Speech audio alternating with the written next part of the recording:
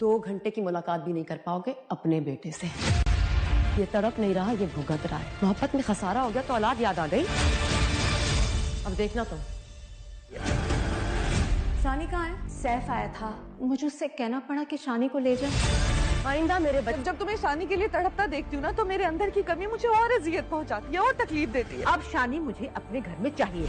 कितना rejected feel करती हूँ मैं जब अम्मी की तबीयत ठीक नहीं है, वो शानी से मिलना चाह रही हैं। मैं दोबारा ऐसा रिस्क बिल्कुल नहीं ले सकती। बहुत हो गई मिन्नत। ड्रामा सीरियल दस्तक के नेक्स्ट एपिसोड में दिखाया जाएगा कि सैफ की वालदा जब सैफ से ये बात कहेगी कि मैं हर हाल में शानी से मिलना चाहती हूँ और शानी मुझे हर हाल में अब घर में चाहिए, तो सैफ वहाँ पर फौरन फिजा को कॉल करेगा और फिजा से कहेगा कि मेरी अम्मी की तबीयत बहुत ज़्यादा ख़राब है और वो शानी से मिलना चाहती है। लेकिन फिजा वहाँ पर सैफ से इनकार कर देगी कि मैं अब ऐसा कोई भी रिस्क नहीं लेना चाहती। लेकिन सैफ के बार बार इसरार करने पर आखिरकार फिजा सैफ की बात मान लेगी और वो शानी को सैफ के साथ भेजने के लिए तैयार हो जाएगी। दूसरी तरफ दिखाया जाएगा कि सैफ जब फिजा से बात कर रहा होगा तो वहीं पर फरियाल भी आ जाएगी। फरियाल सैफ की सारी बातें सुन लेगी और वो सैफ से कहेगी कि मैं जब तुम्हें इस तरह शानी के लिए तड़पता हुआ देखती हूँ तो मुझे बहुत ज़्यादा दुख होता है। मुझे महसूस होता है कि मेरी तो तुम्हारी ज़िंदगी में कोई अहमियत भी बाकी नहीं रही। सैफ जब शानी को लेने के लिए किरण के घर जाएगा तो किरण घर पर मौजूद नहीं होगी, लेकिन